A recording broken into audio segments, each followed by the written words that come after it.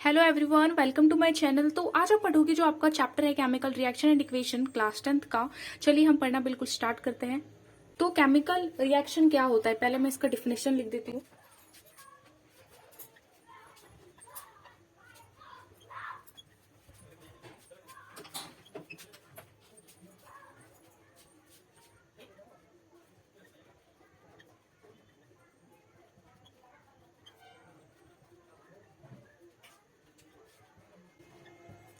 तो केमिकल, देखिए chemical reaction वो प्रोसेस है, सिंपल सा आप बोलोगे क्या है केमिकल रिएक्शन। केमिकल रिएक्शन वो प्रोसेस है जिसमें नए सब्सटेंस फॉर्म होते हैं, वो भी नई प्रॉपर्टीज के साथ। जैसे कि देखिए कोई सब्सटेंस है ए और बी, ठीक है। जब दोनों रिएक्ट करते हैं तो ए बी फॉर्म होता है।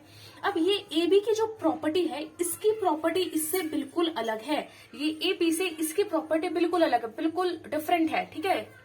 तो यही होता है केमिकल रिएक्शन। केमिकल रिएक्शन वो प्रोसेस है जिसमें नए सब्सटेंस फॉर्म होते हैं with new properties. I hope आपको यहाँ तक समझ में आया हो। और एक चीज हमेशा याद रखें, केमिकल रिएक्शन के दौरान क्या होता है कि ऐसा नहीं है कि जैसे मैंने जैसे कि आपको तो ये पता ही है, जैसे मैंने यहाँ पे ए बी है और यहाँ पे फॉर्म हो गया ए बी, ठीक है। ए भी फॉर्म हो गया यहाँ पे। अब लेट सपोज मैंने यहाँ पे ए लिया है, ऐसा नहीं होगा कि यहाँ पे जाके वो सी में हो जाएगा, ऐसा नहीं होता। क्योंकि देखो एटम तो वही रहेंगे ना, लेकिन क्या होता है कि उनका रीअरेंजमेंट हो जाता है। तो मैं ये भी लिख सकती हूँ कि ड्यूरिंग अ केमिकल रिएक्शन, पहले मैं लिख देती हूँ।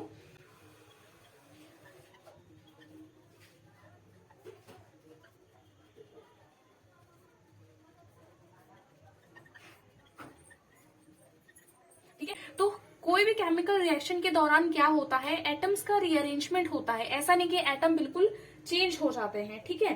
क्या होता है, सिर्फ एटम का क्या होता है, रीअरेंजमेंट होता है।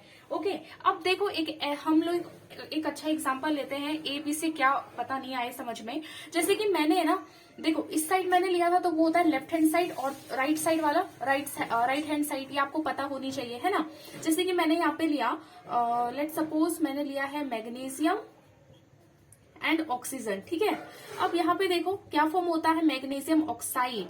मैग्नीशियम ऑक्साइड फॉर्म होता है। अब देखो बैलेंस इसको करना है, ये सब बाद में हम करेंगे, ठीक है। वैसे अभी बहुत को पता ये भी नहीं होगा कि बैलेंस इक्वेशन क्या होता है। डोंट वरी, ये सब आपका क्लियर हो जाएगा, ठीक है। अब आप मानो यहाँ पे मैंने मैग्नीशियम ऑक्सीजन लिया, यहाँ पे क्या फॉर्म हो गया, मैग्नीशियम ऑक्साइड। ये क्या है, मैग्नीशियम ऑक्साइड,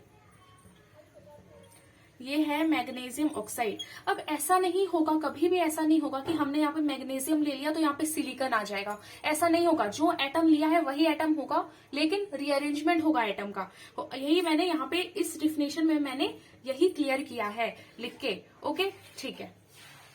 और ये जो इस साइड होता है इसको हम बोलते हैं रिएक्टेंट्स, एंड जो इधर फॉर्म होता है इसको हम बोलते हैं प्रोडक्ट। आपको ये बात पता होनी चाहिए, जो हम राइट हैंड साइड में लिखते हैं वो होता है प्रोडक्ट, या फिर हम ये कह सकते हैं जो फॉर्म होता है वो होता है प्रोडक्ट, और इसको हम बोलते हैं रिएक्टेंट्स। ये है रिएक्टेंट्स जो कि रिएक्ट होके एक प्रोडक्ट फॉर्म कर रहे हैं, ठीक है। ओके, तो सॉरी आपको अगर ये पहले नहीं दिख रहा हो, देखो मैंने यहाँ पे लिखा है during a chemical reaction only rearrangement of atom takes place, ठीक है।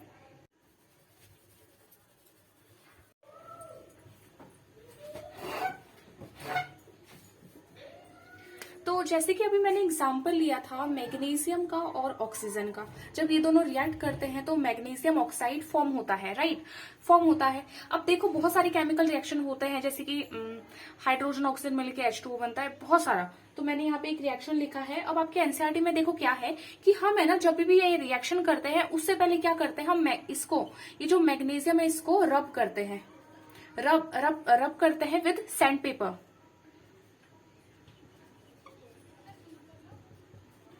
With sand paper. अब क्यों करते हैं भाई, वाई, क्यों करते हैं हम, तो मैं यहाँ पे आंसर लिख देती हूँ। क्योंकि मैग्नीशियम के ऊपर एक लेयर होती है, ठीक है, एक लेयर होती है ऑक्साइड की, तो उसी को है ना रिमूव करने के लिए हम क्या करते हैं, सैंड पेपर से इसको रब करते हैं मैग्नीशियम को, ठीक है, ताकि ये अच्छे से बर्न हो सके, अच्छे से रिएक्ट कर सके ऑक्सीजन के साथ, और क्या फॉर्म करे, मैग्नीशियम ऑक्साइड। ओके, तो ये आपको याद रखना है। तो मैं यहाँ पे इसका डिफिनेशन भी लिख देती हूँ।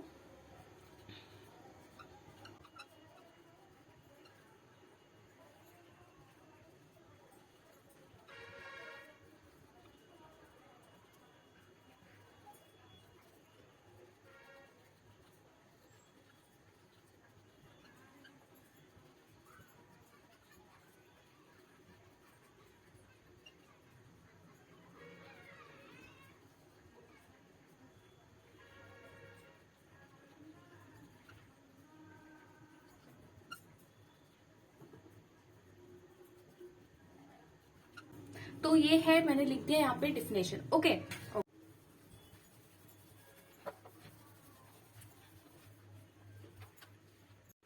सो देखिए, हम हमारे लाइफ पे एवरीडे है ना, हमारे आसपास बहुत सारे केमिकल रिएक्शन होते हैं। अब सोचो कि भाई कौन सा केमिकल रिएक्शन होता है जो हमारे आसपास होता है।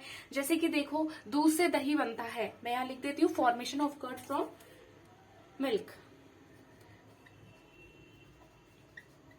Formation of curd from milk, ये एक केमिकल रिएक्शन होता है। ठीक है, अब देखो मिल्क की जो प्रॉपर्टी होती है, मतलब दूध से दही बनता है, आप सोचो दूध से दही बनता है, और ये दूध की प्रॉपर्टी और दही की प्रॉपर्टी जो होती है, कर्ड का प्रॉपर्टी बिल्कुल अलग होता है। ये केमिकल रिएक्शन होता है, आप जान लो।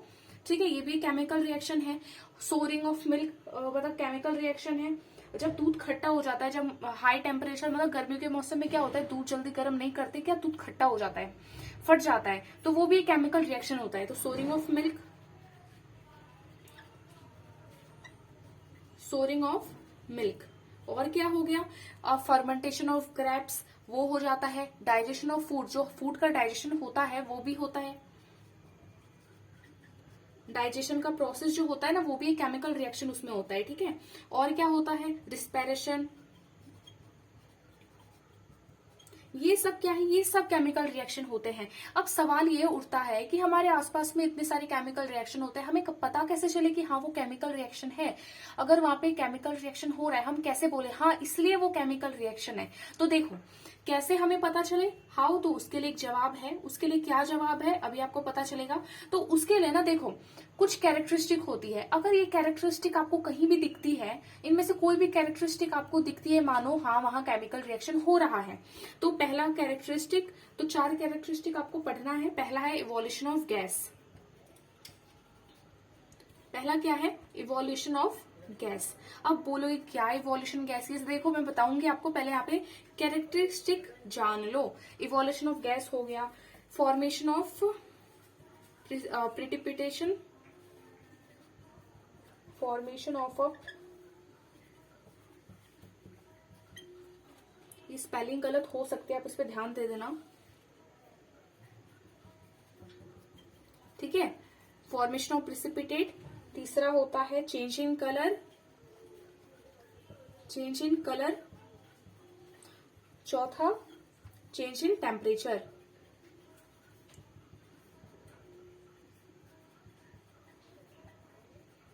ओके, देखो कैसे होता है, कुछ कैरेक्टरिस्टिक होती है जो आपको जाननी है। पहला है इवोल्यूशन ऑफ गैस, दूसरा फॉर्मेशन ऑफ अ प्रेसिपिटेट, तीसरा है चेंज इन कलर, एंड उसके बाद है चेंज इन टेम्परेचर। अब इसको देखो हम लाइन बाय लाइन इसको पढ़ेंगे। ठीक है, तो देखो पहले हम देखते हैं इवोल्यूशन ऑफ गैस। ठीक है, इसका मतलब क्या होता है आप समझो, यानी गैस इवॉल्व हो रहा है, गैस उत्पन्न हो रहा है, आप ये कह सकते हो गैस प्रोड्यूस हो रही है कहीं पे। तो वो क्या होता है कि हाँ अगर कहीं पे गैस प्रोड्यूस हो रही है तो बोलेंगे वहां केमिकल रिएक्शन हुआ है, तभी वहां पे गैस इवॉल्व हुई है। जैसे कि देखो कुछ केमिकल रिएक्शन में है ना, कुछ कैरेक्टरिस्टिक पाई जाती है इवोल्यूशन ऑफ गैस की। मतलब कोई रिएक्शन में गैस उत्पन्न होती है तो हम बोलते हैं हाँ ये जो केमिकल रिएक्शन है ये कैरेक्टराइज्ड है इवोल्यूशन ऑफ गैस से। अब देखो एग्जाम्पल लेते हैं हम। तो जैसे कि यहाँ पे क्या है, इवोल्यूशन ऑफ गैस। तो कुछ केमिकल रिएक्शन होते, मैं यहाँ लिख देती हूँ पहले, सम केमिकल रिएक्शन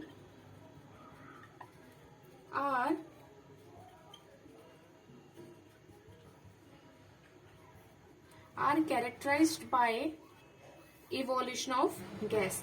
कुछ केमिकल रिएक्शन को हम कैरेक्टराइज करते हैं इवोल्यूशन ऑफ गैस से। मतलब यहाँ पे केमिकल रिएक्शन, अगर कोई भी रिएक्शन हो रहा है और वहां पे अगर कोई गैस इवॉल्व होती है तो आप बोलोगे ये जो केमिकल रिएक्शन है, मतलब ये जो रिएक्शन है वो किससे कैरेक्टराइज हम कर रहे हैं, इवोल्यूशन ऑफ गैस से, क्योंकि ये कैरेक्टरिस्टिक है। ओके, अब जैसे कि जिंक ग्रेनुअल है, व्हेन जिंक, कुछ एग्जांपल्स मैं आपको देती हूं। जब जिंक ग्रेनुअल्स में हम ऐड करेंगे dilute sulphuric acid,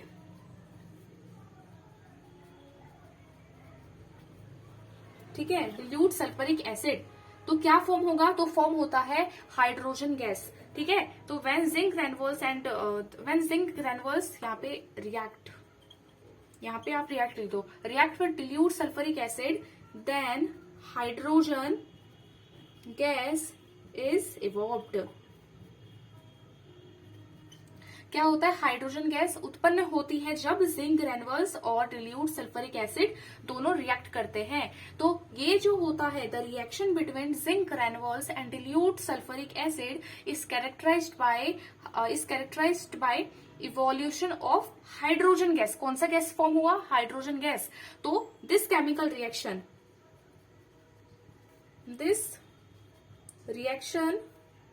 is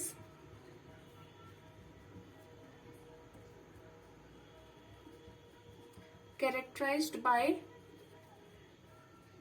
evolution of, I hope आपको दिख रहा हो, अगर नहीं दिख रहा तो आप यहां पे लिख दो evolution of hydrogen gas. Hydrogen gas, ठीक है। तो ये यहाँ पे है एग्जाम्पल, ठीक है। अब इसको है ना इरेज करके और एग्जाम्पल हम ले लेते हैं।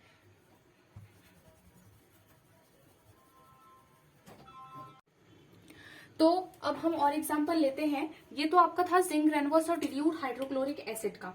अब आप एक और ले लो। जब हम डिल्यूट हाइड्रोक्लोरिक एसिड को हम रिएक्ट करवाते हैं सोडियम कार्बोनेट से, तो क्या फॉर्म होता है? उसमें होता है कार्बन डाइऑक्साइड गैस। तो मैं लिख देती हूँ, okay, when dilute hydrochloric acid is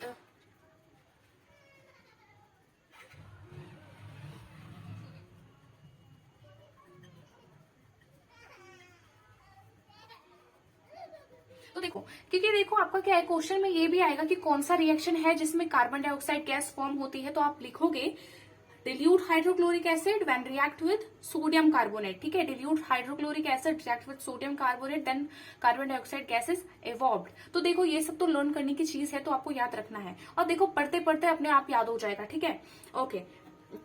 तो अब देखो ये एक एग्जांपल हो गया, ठीक है। अब हम दूसरा देखते हैं। जो दूसरा कैरेक्टरिस्टिक था हमारा, फॉर्मेशन ऑफ अ प्रेसिपिटेट। तो इससे पहले आपको समझना है प्रेसिपिटेट होता क्या है भाई, है ना। What is precipitate? तो इसको भी मैं यहाँ पे इरेज कर देती हूँ, ठीक है। देखो प्रेसिपिटेट क्या होता है।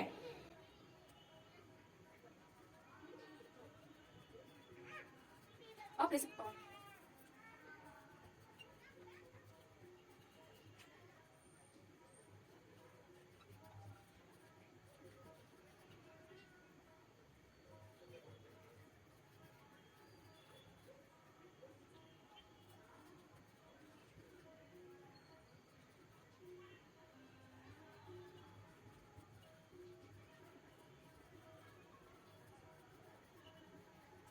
तो प्रेसिपिटेट क्या होता है? प्रेसिपिटेट जो है एक सॉलिड प्रोडक्ट होता है, ठीक है। ये एक सॉलिड प्रोडक्ट होता है और इनसॉल्युबल होता है विच सेपरेट आउट। ये कब सेपरेट? देखो जब भी कोई केमिकल, देखो हर केमिकल रिएक्शन में ऐसा नहीं होता। कुछ कुछ केमिकल रिएक्शन में क्या होता है कि एक सॉलिड प्रोडक्ट अलग हो जाता है उनसे, तो उसको हम बोलते हैं प्रेसिपिटेट, ठीक है। तो a precipitate is a solid product which separate out from the solution during chemical reaction. तो इसी में ये आपको फॉर्मेशन ऑफ प्रेसिपिटेट समझना है। तो चलिए हम इसका भी कुछ रिएक्शन लेते हैं, कुछ रिएक्ट करते हैं। जैसे कि देखो सम केमिकल रिएक्शन,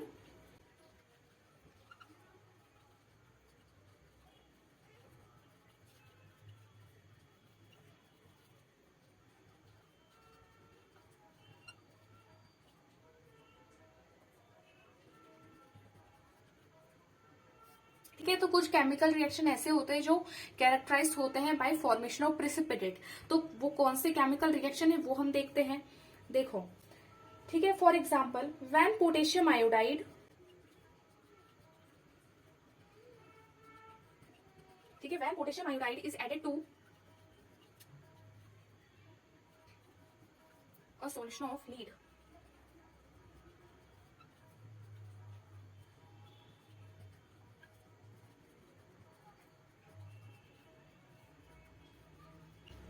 ठीक है। अब देखो ये बहुत इंपॉर्टेंट है, हर बार बोर्ड के क्वेश्चन में ये आता है। तो देखो क्वेश्चन में क्या आएगा कि बताओ येलो प्रेसिपिटेट कौन से रिएक्शन में फॉर्म होता है। तो आप ये लिखोगे पोटेशियम आयोडाइड। जब पोटेशियम आयोडाइड को हम ऐड करते हैं सॉल्यूशन ऑफ लीड नाइट्रेट, तो क्या फॉर्म होता है? तब होता है येलो प्रेसिपिटेट फॉर्म। या फिर क्वेश्चन में ये भी आता है when potassium iodide is added to solution lead nitrate, तो कौन सा प्रेसिपिटेट, कौन सा कलर का प्रेसिपिटेट फॉर्म होगा? तो आप लिखोगे येलो प्रेसिपिटेट फॉर्म होता है, ओके तो यहाँ पे मैंने एक रिएक्शन लिखा है कि जब भी पोटेशियम आयोडाइड रिएक्ट करता है सॉल्यूशन लीड निट्रेट से, तो एक येलो प्रेसिपिटेट उसमें फॉर्म होता है। तो ये लर्न करने की चीज आप याद कर लीजिएगा।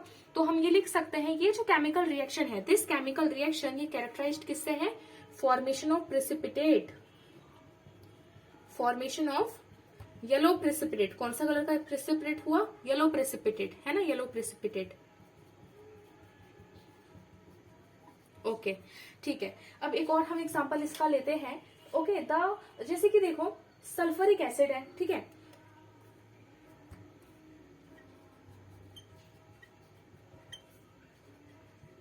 ठीक है, वैन सल्फ्यूरिक एसिड, जब हम सल्फ्यूरिक एसिड को इज रिएक्ट विद, ठीक है, जब सल्फ्यूरिक एसिड रिएक्ट करता है बेरियम क्लोराइड से,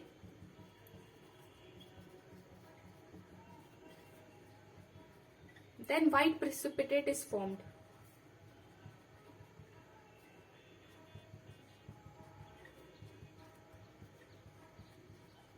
ठीक है, तो यहाँ पे क्या होता है? व्हाइट प्रेसिपिटेट फॉर्म होता है। तो देखो मैंने जो आपको जितने भी एग्जांपल दिए हैं केमिकल रिएक्शन के, वो सब इंपॉर्टेंट है, वो सब आपको नाम याद रखना है, बिल्कुल अच्छी तरह से आपको रट लेना है वो।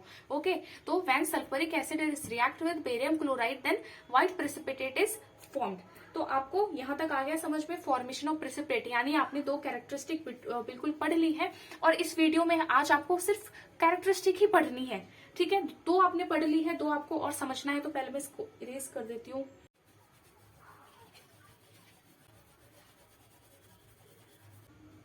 तो अब तीसरा कैरेक्टरिस्टिक है change in colour, change in colour. और आपका चौथा है change in temperature.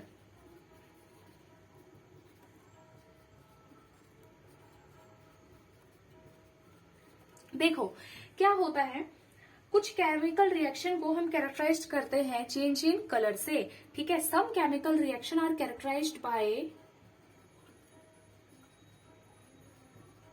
Some chemical reaction are characterized by किससे? चेंज इन कलर से। आप इतना वही समझ लेना, ठीक है, नहीं तो ऐसे बार बार लिखना पड़ता है ना, उससे टाइम वेस्ट होता है। ओके देखिए कुछ केमिकल रिएक्शन है ना कैरेक्टराइज्ड होते हैं चेंज इन कलर से, यानी कोई भी रिएक्शन में अगर कोई भी रिएक्शन में कलर चेंज हो गया तो आप क्या बोलोगे? भाई केमिकल रिएक्शन हुआ है ना, क्योंकि वहां पे क्या हुआ? चेंज इन कलर हो गया, ठीक है। तो इसका हम एग्जाम्पल ले लेते हैं भाई सबसे पहले, क्योंकि एग्जाम्पल से ही तो समझ में आता है और एग्जाम्पल सबसे इंपॉर्टेंट है यहाँ पे केमिस्ट्री में देखा जाए तो, ठीक है। जब है ना हम सिट्रिक एसिड को ऐड करते हैं पोटेशियम परमैंगनेट से, व्हेन सिट्रिक एसिड या लेमन जूस है ना इज रिएक्ट विद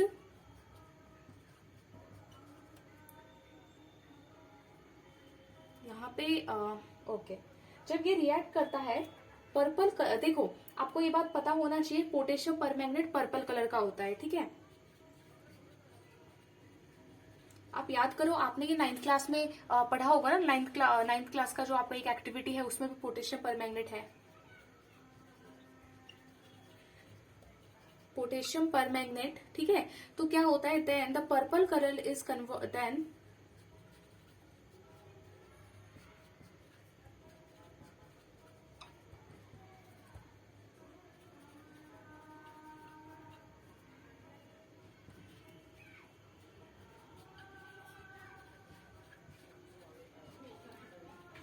ओके जब सिट्रिक एसिड रिएक्ट करता है या फिर लेमन जूस, और किससे रिएक्ट करता है? पोटेशियम परमैंगनेट से। अब आपने क्लास 9th में पढ़ा होगा, मतलब पोटेशियम परमैंगनेट पर्पल कलर का है ना।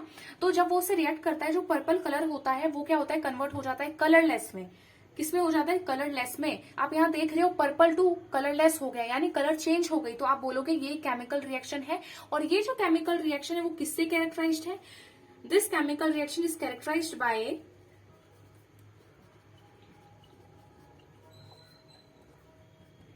characterized by change in color, ठीक है। कैरेक्टराइज्ड किससे है? चेंज इन कलर से है। ओके तो अब देखो चेंज इन टेम्परेचर का आप समझो। इससे पहले ना, तो आपको चेंज इन टेम्परेचर से इसको जानने से पहले आपको दो बातें बहुत इंपॉर्टेंट है याद रखने की, ठीक है। क्या कौन सी वो बात है, तो देखो याद रखो जो कैल्शियम ऑक्साइड होता है,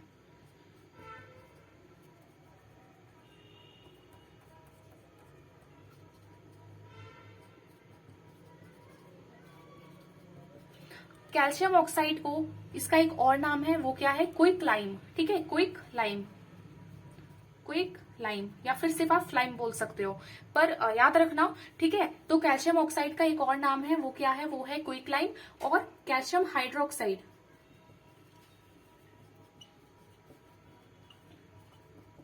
कैल्शियम हाइड्रोक्साइड का एक नाम है, वो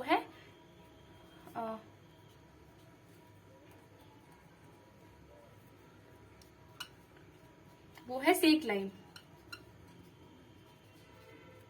ओके, तो ये दोनों चीज आपको याद रखनी है। कैल्शियम ऑक्साइड का एक नाम है क्विक लाइम और कैल्शियम हाइड्रोक्साइड का सेक लाइम। ये सिर्फ चेंज इन टेम्परेचर ही नहीं, आपको पूरे चैप्टर जो केमिस्ट्री है वहां पे आपको याद करना है, ठीक है, ये बहुत इंपॉर्टेंट है।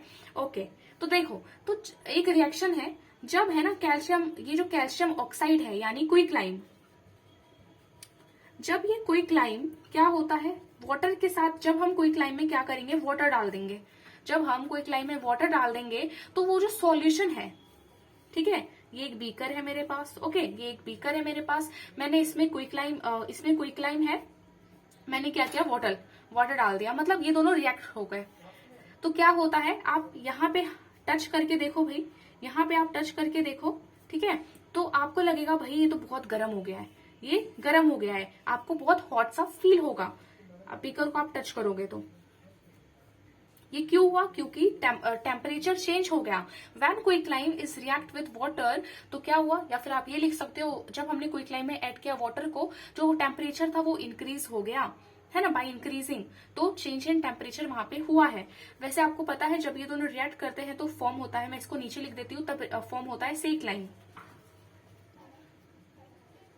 ठीक है, सेक लाइम यानी कैल्शियम हाइड्रोक्साइड, ठीक है। और इसको हम ऐसे लिखते हैं ना, ये बात आपको पता होनी चाहिए भाई। ओके, तो ये है यहाँ पे, तो आपका चेंज इन टेम्परेचर हो गया है। अब एक चीज और आपको याद रखनी है, वो क्या है, एंडोथर्मिक, एक्सोथर्मिक। फिर से अच्छा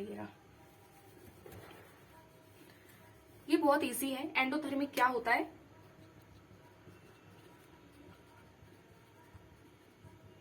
एंडोथर्मिक, एक्सोथर्मिक। तो देखो एंडोथर्मिक रिएक्शन और एक्सोथर्मिक में बच्चों को बहुत कंफ्यूजन होता है, मैं अभी बताती हूँ। देखो एंडोथर्मिक क्या होता है, जिसमें कोई भी रिएक्शन में जिसमें हीट एब्सॉर्ब होती है, ठीक है, एब्सॉर्ब होती है फिर रिएक्शन होता है। एक्सोथर्मिक में क्या होता है, हीट या एनर्जी दोनों सेम है, रिलीज होती है। ओके, तो जैसे कि यहाँ पे है एक्सोथर्मिक, पहले बात करते हैं, जैसे कार्बन प्लस ऑक्सीजन रिएक्ट होके कार्बन डाइऑक्साइड बनते हैं, एंड यहाँ पे देखो मैं नीचे लिख रही हूँ हीट, इसमें हीट रिलीज होती है, इसमें हीट। या फिर देखो एक्सोथर्मिक में हम क्या करते हैं, प्रोडक्ट, ये प्रोडक्ट का साइड है, प्रोडक्ट के साइड में हीट रिलीज होता है। एंडोथर्मिक में क्या होता है, रिएक्टेंट्स के साइड में हीट उसमें चाहिए। अब याद करो आपका फोटोसिंथेसिस है, आपने लाइफ प्रोसेस चैप्टर में पढ़ा होगा फोटोसिंथेसिस। फोटोसिंथेसिस में क्या होता है कि सनलाइट को क्या करता है, जो क्लोरोफिल है वो एब्सॉर्ब करता है, यानी एब्सॉर्ब किया उसने, फिर वो रिएक्शन ये सब होता है, फिर अपना फूड वो तैयार करता है। तो यहाँ पे पहले मैं यहाँ पे लिख देती हूँ,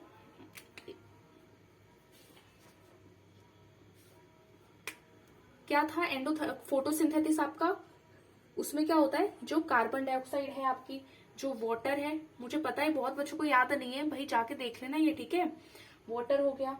और क्या होता है उसमें चाहिए सनलाइट। सनलाइट को क्या करता है, कौन एब्सॉर्ब करता है, क्लोरोफिल करता है, ठीक है। तो कार्बन डाइऑक्साइड, वाटर और सनलाइट होती है, और यहाँ पे क्लोरोफिल आप लिख देना।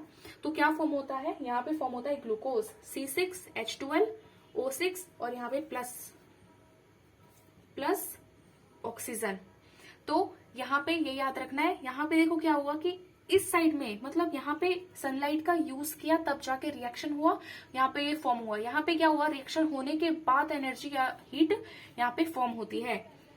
आ गया समझ में, एंडोथर्मिक क्या होता है, एक्सोथर्मिक क्या होता है, मतलब एनर्जी रिलीज,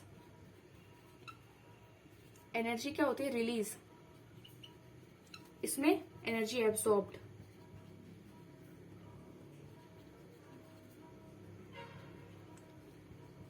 एनर्जी एब्सॉर्ब होती है, तो यही होता है। ओके, तो इसमें हम और एग्जांपल अगर आप चाहो तो मैं ले सकती हूँ और एग्जांपल इसमें।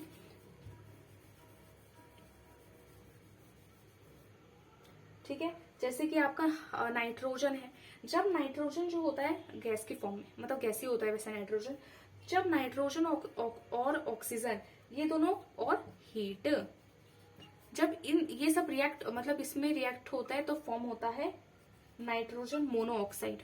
समझ गए? हीट इस साइड कहाँ पे है, रिएक्टेंट्स के साइड में है, प्रोडक्ट के साइड में कुछ नहीं है। प्रोडक्ट के साइड में सिर्फ नाइट्रोजन मतलब नाइट्रोजन मोनोऑक्साइड है। यहाँ पे क्या है, यहाँ पे क्या है, प्रोडक्ट की साइड में है हीट, यहाँ पे रिएक्टेंट्स की साइड में है हीट, है ना।